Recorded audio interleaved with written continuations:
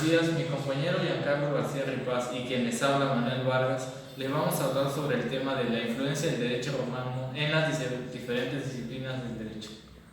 Capítulo 1. Introducción, evolución y fases del derecho romano.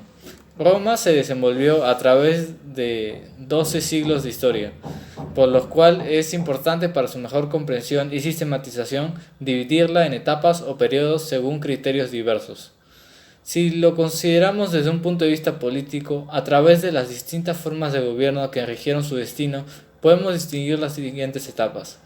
La monarquía, desde la fundación de la ciudad de Roma el 21 de abril del año 753 a.C. hasta la caída del último de los 7 reyes en el año 509 a.C. Rómulo, Numa Pompilio, Tulio Hostilio, Ancomarcio, Tarquino el Antiguo, Servio Tulo y Tarquino el Soberbio. Si bien el rey tenía poderes amplísimos, lo acompañaban como autoridades políticas el Senado, con función consultiva, y los comicios o asambleas de ciudadanos que votaban las leyes. En esta etapa poco separaba la política de la religión, ya que tuvo mucha importancia también los colegios sacerdotales. El de los pontífices, formado por 15 miembros presididos por el pontífice máximo, con gran importancia en materia jurídica, ya que eran custodios de las fórmulas sacramentales con los que se celebraban bajo pena de nulidad los actos jurídicos. El de los augures, que consultaban la voluntad de los dioses, y el de los feciales, que tenían a su cargo la relación de Roma con los pueblos extranjeros. El derecho estaba regido por los mores maiorum o costumbres de antepasados y solo pocas leyes comiciales. Algunos autores sostienen que en el periodo no las hubo. La República. En esta etapa del 509 a.C. al 27 a.C. se atenúa el poder ilimitado de los gobernantes a través de una mayor división de poderes, ejercidos por magistraturas en su casi totalidad colegiadas, salvo la dictadura por razones obvias o excepcionales y temporales. Los magistrados, cónsules, pretores, ediles y cuestores ejercían sus cargos ad honorem, gratuitamente, y debían responder al finalizar su mandato por sus acciones durante el desempeño del cargo. Continúan también con poderes políticos el Senado y los comicios. En el año 450 a.C. se dictó la primera ley escrita, la Ley de las 12 Tablas. También surge la potestad del Senado de dictar senadoconsultos, pero que no serán obligatorios. Otras fuentes de derecho de esta época fueron los edictos de los magistrados y surgieron a partir del derecho honorario.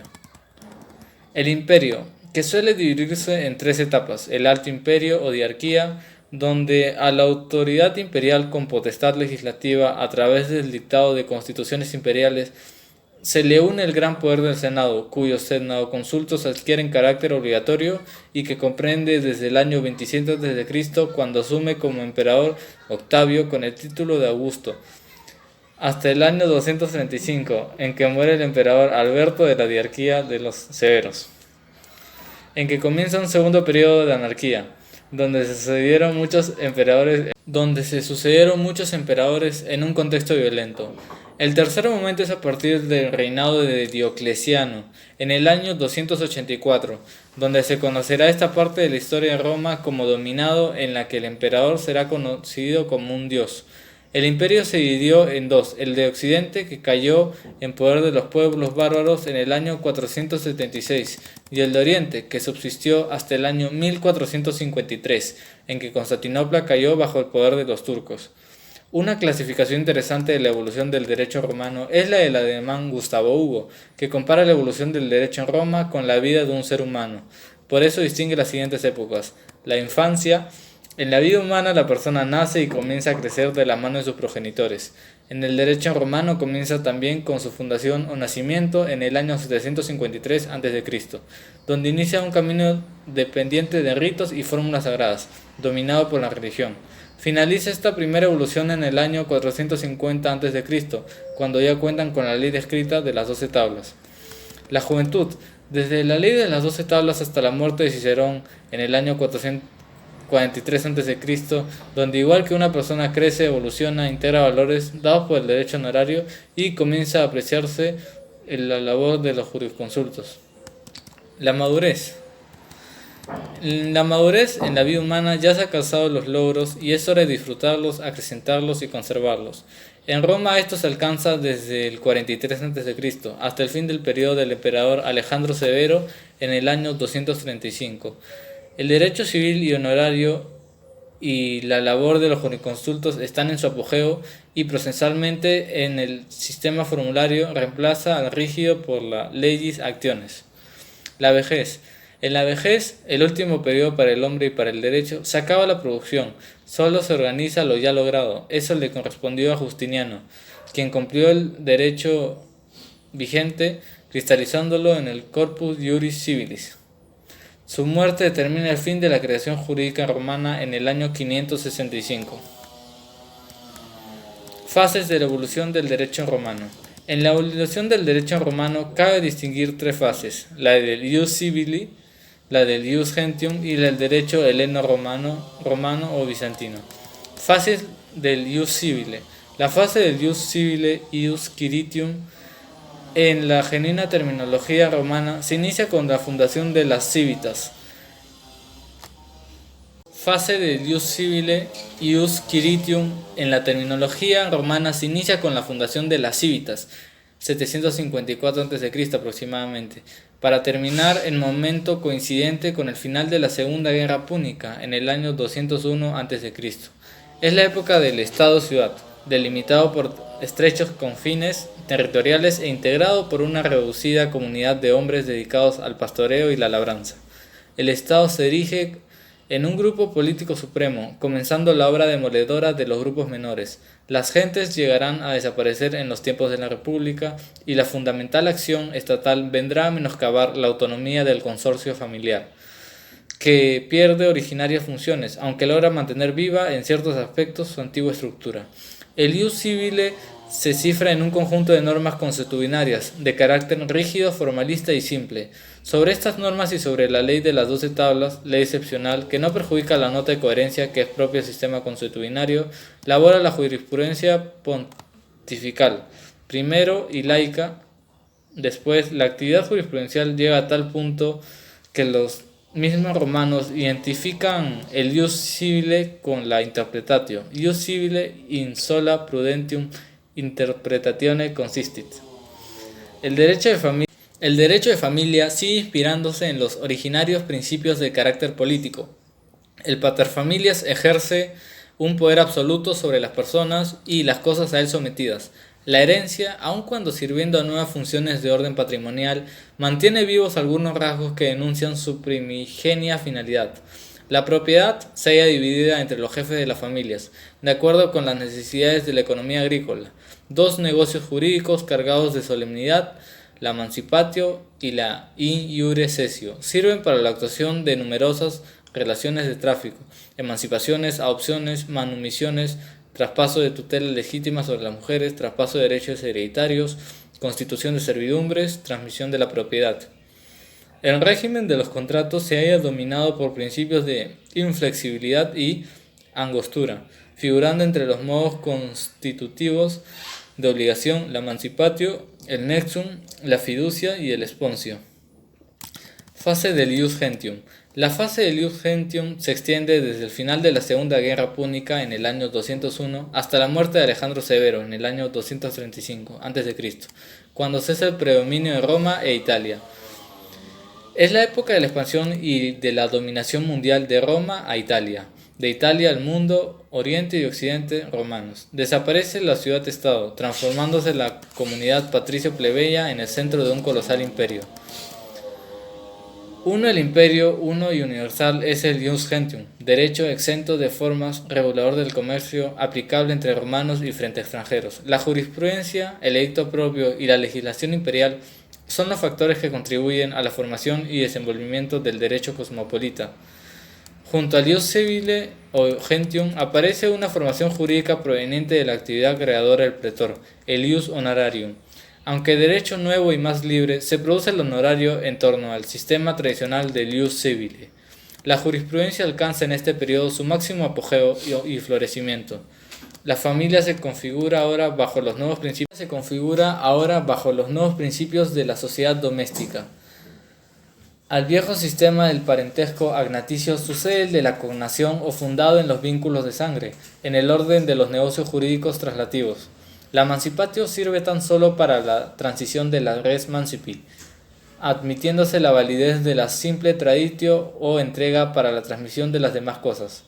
Bajo las nuevas corrientes del tráfico jurídico aparecen los contratos libres o de buena fe, los bonae fidei negotia, tales como la compraventa, el arrendamiento, la sociedad y el mandato. Fases del derecho heleno-romano, romeo o bizantino. La fase del derecho heleno-romano, romeo o bizantino se extiende desde la muerte de Alejandro Severo en el año 235 hasta Justiniano en el siglo VI después de Cristo. A la muerte de Alejandro Severo sobreviene la crisis que determina la caída del mundo romano y de la vieja civilización itálica. Se quiebran las fronteras del Estado ante la presión avasalladora de los bárbaros que invaden las provincias e incluso la misma Italia. Solo más tarde, con Claudio II y Diocleciano y Constantino, se supera la crisis, restaurándose el imperio, pero el centro de la gravedad política pasa de Roma a Constantinopla. Ya la Constitutio Antoniana de 202 a.C. aproximadamente había extendido el derecho romano a todos los habitantes del imperio. Transportado el derecho romano a extrañas tierras, comenzó la lucha entre este y los derechos locales, asumiendo un especial significado en el oriente, en tanto el occidente, romanizado, se sumía en la más grave prostración. Las costumbres y las prácticas orientales penetran en el viejo derecho, sobre todo a partir de Constantino. El espíritu helénico, ágil y luminoso, pero menos equilibrado y práctico que el de los romanos, imprime un nuevo sello al sucesivo desarrollo del derecho romano. La familia romana acaba por perder su vieja estructura, bajo la influencia de las nuevas corrientes y singularmente de la cristiana. En el orden hereditario desaparecen las antiguas formas testamentarias, a la vez que establece la prevalencia de la sucesión ab intestato, fundada en el cognatio. La propiedad se ve privada de sus tradicionales características, irrumpiendo toda suerte de limitaciones. La clásica distinción entre res mancipi y nec mancipi es abandonada. La traditio constituye el modo fundamental de transmitir el dominio. En el campo obligacional se desvirtúan las viejas instituciones, apegadas a formalismos y solemnidades orales, y ocupan un primer plano los contratos escritos. Definición del derecho romano. El derecho romano, según los libros de historia y derecho, tiene varios significados, pero el más común es para describir al grupo de principios de derecho que han dirigido la sociedad romana en las diferentes épocas o etapas de su existencia, desde sus comienzos hasta la desaparición física del emperador Justiniano. Es decir, son aquellas normas jurídicas que regían al pueblo de Roma desde su fundación hasta la caída del imperio. Hablamos de entre el año 753 a.C. a mediados del siglo VI después de Cristo. Normas que fueron transmitidas y difundidas de generación en generación a través de las tradiciones, varias de las cuales fueron seleccionadas en leyes y obras históricas. El derecho romano evolucionó del derecho consuetudinario a través de las costumbres y usos de la sociedad al correr de sus épocas. Precisamente el derecho legal se utiliza para simbolizar la recolección de la denominada ley del Código de Justiniano, también conocida como Corpus Juris Civilis, realizado por el mismo entre el 529 y el 534 después de Cristo, y fue la base del derecho civil de varias naciones europeas continentales. Este es posiblemente el más completo e importante texto jurídico en el estudio del derecho romano. Otro texto de gran importancia ancestral es el estudio de esta materia, de la Ley de las 12 Tablas, también conocida como la Ley de Igualdad Romana, la cual incluía un conjunto de normas que regulaban la coexistencia y convivencia del pueblo romano y la resolución de disputas y controversias ante el tribunal. Estas normas o principios fueron redactadas entre el año 451 a.C. y el 450 a.C., y cabe destacar que estaban marcadas por muchos formalismos. Esta ley de las 12 tablas, bajo los estándares de la actualidad, dista de ser perfecta o de considerar a todos como iguales ante la ley. Antes de la existencia de esta ley en Roma, el derecho era de carácter religioso y su interpretación la realizaban sacerdotes miembros de la clase patricia. Capítulo 2. El derecho romano es el fundamento del cumplimiento de leyes en sociedad para lograr así un desarrollo económico, social y político. Con esa finalidad, teóricos del derecho elaboraron un código escrito para dar a conocer a cada quien sus deberes y derechos. Este código tipificado denominado Código de las 12 Tablas vino a resolver una problemática que afrontaba la población romana, con el objetivo de otorgarle a los ciudadanos igualdad, justicia, propiedad y un papel en la sociedad, a cambio de la resolución de los conflictos en ese momento. Unos siglos más adelante, mediante la creación del Código Justiniano, se logró la universalidad del derecho romano, su perdurabilidad en la historia y su utilización por gran parte del mundo. Por ende, el derecho actual no es otra cosa que el derecho romano actualizado, adaptado a la sociedad del presente. En el derecho romano existen dos aportes jurídicos, que establecen un antes y un después en el aparato legal mundial, de que cualquier abogado debe conocer su inmensa importancia. Se trata de la Ley de las 12 Tablas y el Corpus Juris Civilis o el Código Justiniano. La Ley de las 12 Tablas. En la antigua Roma, a mediados del 451 a.C., el estrato más humilde de la sociedad se encontraba ejerciendo presión a sus gobernantes. En esa época exigían igualdad política y jurídica. Se designó un grupo de 10 hombres, llamados decemviros, quienes tenían la tarea de tipificar y codificar el derecho vigente para hacerlo del público conocimiento para la sociedad. Es así como se creó la Ley de las 12 Tablas. La Ley de las 12 Tablas fue la primera ley escrita en Roma. Además se distribuyó en 12 tablas de bronce, la cual otorga diversos avances en derechos y deberes, que sentaron las bases del derecho actual. Entre ellas se encuentran el derecho de la mujer, familia y sucesiones. Uno de los avances romanos en cuanto al derecho fue la inclusión a la mujer en la sociedad. Le otorgaron derechos civiles, que ninguna otra civilización pensaba en promoverlos. Aunque no tuviese influencia política, a la mujer se le protegía, no se le podía castigar sin justa razón, y el hombre no podía lastimarla. Le otorgaron facultades, derechos y obligaciones en la familia, donde se convirtió en un pilar fundamental y empezó a ser muy valorada por sus labores. Evidentemente hubo un avance en este tema, ya que en otras civilizaciones la mujer era cosificada y no se le veía como un sujeto con derechos.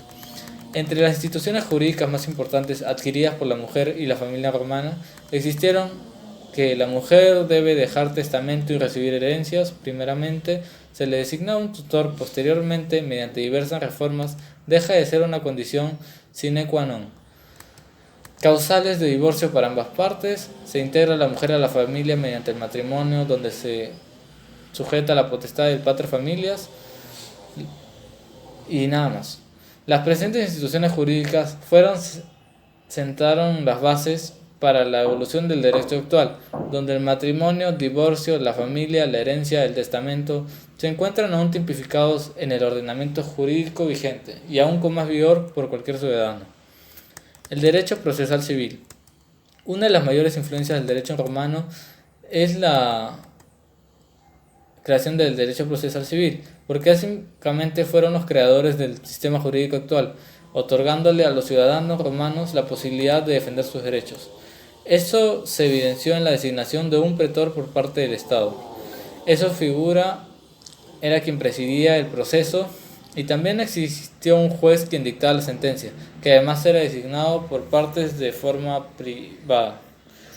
Ese fue un intento de ordenamiento jurídico que fundó las bases del presente porque el Estado buscó realizar procesos legales, imparciales y transparentes, mediante la designación de jueces naturales para cada caso en concreto.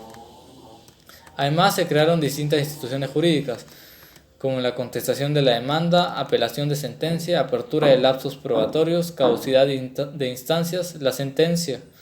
En México el procedimiento civil ordinario se divide por etapas: expositiva, probatoria, de legatos, resolutiva y de ejecución, lo cual es, en términos generales, el esquema creado en la Ley de las 12 Tablas. Posiblemente la corriente doctrinal más difundida y que atrajo la atención de buena parte de la civilística europea haya sido aquella que ve en el derecho romano el antecedente de nuestro derecho contemporáneo y que por tanto fundamenta su utilidad en la circunstancia de que es un derecho subyacente en el actual sistema jurídico. Es evidente, sin duda, que el derecho romano, y más concretamente el Corpus Juris Civile, se encuentra el origen inmediato de nuestras modernas instituciones, siendo el cúmulo de ejemplos en tal sentido tan abundante que casi resultaría ocioso traerlos a colación. No obstante, pensamos que no está de más acordar que nuestro Código Civil, en líneas generales, mantiene el orden de exposición contenido en las instituciones de Gallo, recogido posteriormente por las de Justiniano, y que en ese mismo sentido hay instituciones que igualmente han transferidas íntegras o casi sin alteraciones desde el corpus iuris al derecho moderno. De esta manera, de una forma u otra, resulta incontestable el influjo contemporáneo del derecho romano en el sistema hispano en vigor, a través de él en las modernas legislaciones hispanoamericanas y hasta en algunos estados de la Unión Americana, que en otros tiempos pertenecieron al Imperio Español o a México. Yo voy a hablar sobre obligaciones y derechos reales. Se creó el nexum, que era la forma de contraer obligaciones mediante un formalismo verbal. Las tablas llegaron a regular las obligaciones contraídas de esta manera gracias a que existía la figura del deudor y el acreedor. Empezó a sancionar a quienes no cumplían con lo establecido. Lo antes expuesto supone las obligaciones contractuales que tenemos hoy en día, donde existen derechos y deberes recíprocos a la hora de contraer obligaciones mediante un contrato entre partes, como por ejemplo los contratos de compra y venta. En el derecho penal público y privado, el derecho penal público suponía entonces los hechos punibles que atentaran en contra del pueblo romano, como por ejemplo la traición o el homicidio. Existía además, para los delitos más graves, persecuciones de oficio por parte del Estado. El derecho penal privado son aquellos delitos de menor gravedad que eran solicitados por la parte agraviada o su familia como delitos de robo o lesiones. El castigo era pecuniario, es decir, se multaba con sumas de dinero. En el presente, estas conductas están reguladas y sancionadas en el Código Penal como el delito de traición a la patria, lesiones según la gravedad y robo dependiendo de qué tipo. El Corpus Juris Civilis, también conocido como el Código Justiniano, es una recopilación de constituciones y jurisprudencias romanas, compilado por órdenes del emperador Justiniano. Es considerada la obra jurídica más importante de la historia. Gracias a la existencia de la compilación o colección es que han podido conocer las bases, fundamentos y contenidos del derecho romano antiguo. Por ende, gracias al Código Justiniano es que en la actualidad conocemos el derecho romano tal como fue. El Corpus Juris Civilis es una obra que contiene todos los aspectos positivos del derecho romano. Es una obra tan extensa como su importancia para la humanidad, ya que las bases sentadas por el código fueron usadas como eje principal del derecho en una gran cantidad de países alrededor del mundo, incluyendo nuestro país. El cambio jurídico que le dio el mundo al Código Justiniano es la razón más relevante para su estudio, puesto que desde su edición completa en el año 1583 le dio un alcance universal al derecho romano que el mundo necesitaba. En este sentido, una corriente muy difundida en su momento fundamentó la importancia formativa del derecho romano, en una razón que se calificó de cultura histórica o de cultura histórico-jurídica. El derecho romano desarrolló la división entre el derecho público, en el que el Estado está directamente involucrado, tales como las cuestiones de traición, los impuestos, y el derecho privado, que se ocupan de los conflictos entre las personas. Como por ejemplo en materia de contrato, este sistema fue la base de lo que ahora se conoce en Occidente como la ley civil. El derecho romano también tuvo gran importancia en el derecho internacional privado. Los romanos utilizaban acusaciones y los juicios conjurados de forma similar a las prácticas actuales. Muchas técnicas de defensa aplicadas en la actualidad también se remontan a los procedimientos romanos. La idea de inocente hasta que se demuestre lo contrario es la base del sistema judicial en muchos países. Además, el propósito de la ley escrita como una forma de proteger a las personas, unas y de otras, el poder del Estado, es una idea intrínsecamente romana. En la práctica del litigio fue muy a menudo evitar por las contrapartes hacer un juramento o un iusurandum, pero al no llegar a un acuerdo de este tipo, los procedimientos legales seguirían por el demandante para invocar la parte demandada a la corte, casos civiles pública, iudica o para casos en penal, cuestiones. En la primera etapa de la mayoría de los casos legales era cuando las partes se presentaban ante un juez quien determina la cuestión jurídica a mano, o bien rechazar el caso como un asunto de intervención legal, o nominado a un funcionario para conocer y juzgar el caso. Cuando ambas partes están de acuerdo con la evaluación de primera instancia, el caso era visto ante el iudex, que toma la decisión en nombre del Estado. Tanto el demandado como el demandante tenía que representarse a sí mismo.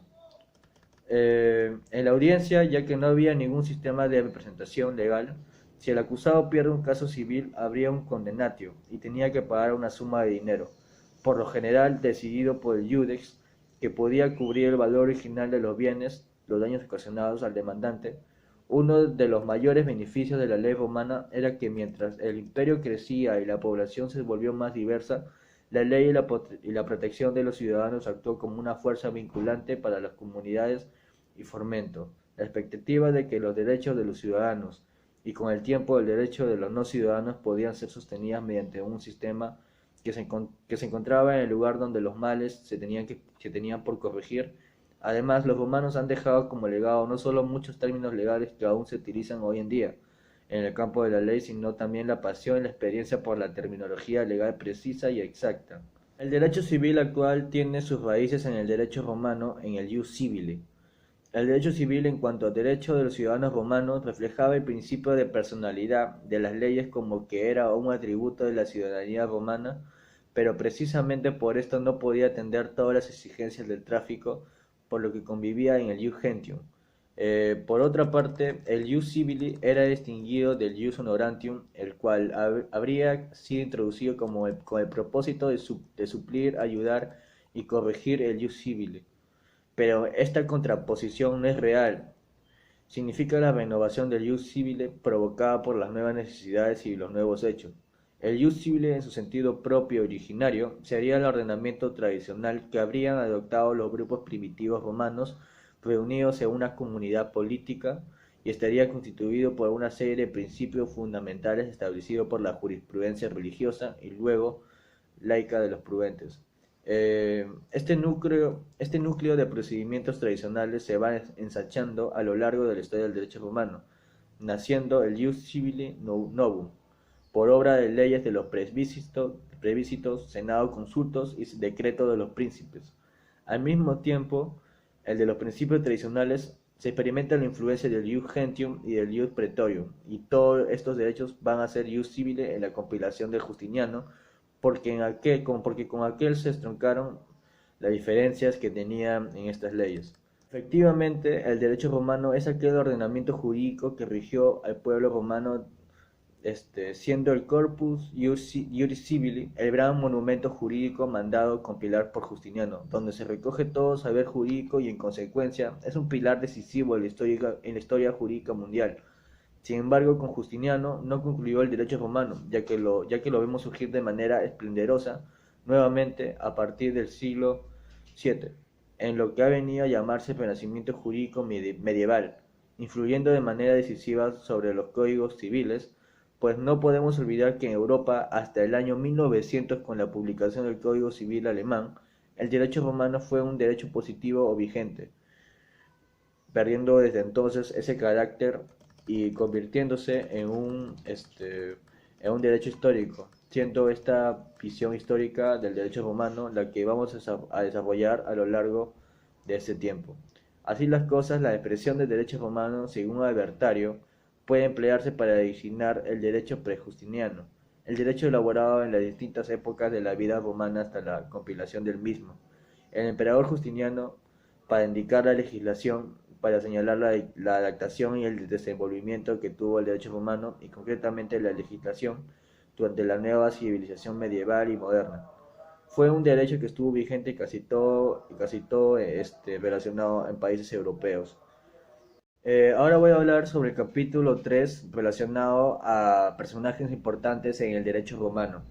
Justiniano, como emperador, se ha perpetuado en la memoria histórica merced a su legado como codificador y legislador. El gran estímulo que recibió por sus estudios jurídicos hizo que en el 528 a.C. formara una comisión encargada de producir un nuevo código de las leyes imperiales promulgadas desde el periodo de Adriano. El trabajo de esta comisión, conocida como Digesto, apareció en el 533, al tiempo que se preparaba un manual para el uso de sus estudiantes de leyes, que recibió el nombre de Instituia. Un año más tarde apareció una edición más completa del Código Justiniano que contenía las propias leyes elaboradas y promulgadas por el emperador. Su siguiente trabajo jurídico Se conoce como las novelas, que como las obras anteriores referidas a la jurisprudencia, estuvieron supervisadas e inspiradas por Triboniano. Este sutil jurisconsulto era cuestor del Palacio Sagrado, el ministro judicial más importante del imperio. Ahora voy a hablar sobre Constantino.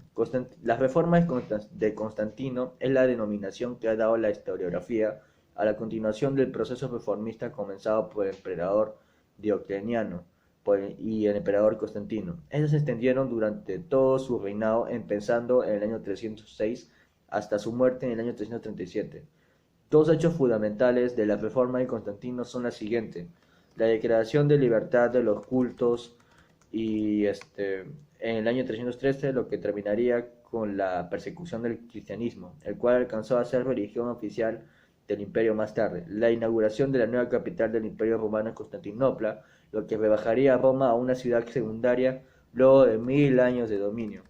Ahora voy a hablar de Opiniano, que llegó a ser un prefecto de pretorio, algo similar como un ministro de justicia en el imperio romano. Pero los soldados pretorianos no venían con buenos ojos que un jurista les liderara y limitara sus beneficios económicos, por lo que se rebelaron contra él. Fue degollado ante el propio emperador. La definición de justicia de los preceptos jurídicos de Opinianos siguen hoy vigentes en todos los ámbitos del derecho. Sin embargo, pese a la sencillez de su planteamiento, dar a cada uno lo suyo no es tan fácil. El gran problema estriba, como es obvio, en averiguar qué es lo que corresponde a cada uno, cuestión sobre la que ha existido una gran discrepancia a lo largo de la historia. Aún así, todos los jueces españoles y latinoamericanos se empeñaban cada día en intentar hacer posible esta máxima del derecho. Ahora hablaré de Servio Tulio. Basándose en el censo, Servio Tulio introdujo un nuevo ordenamiento a la vez político y militar.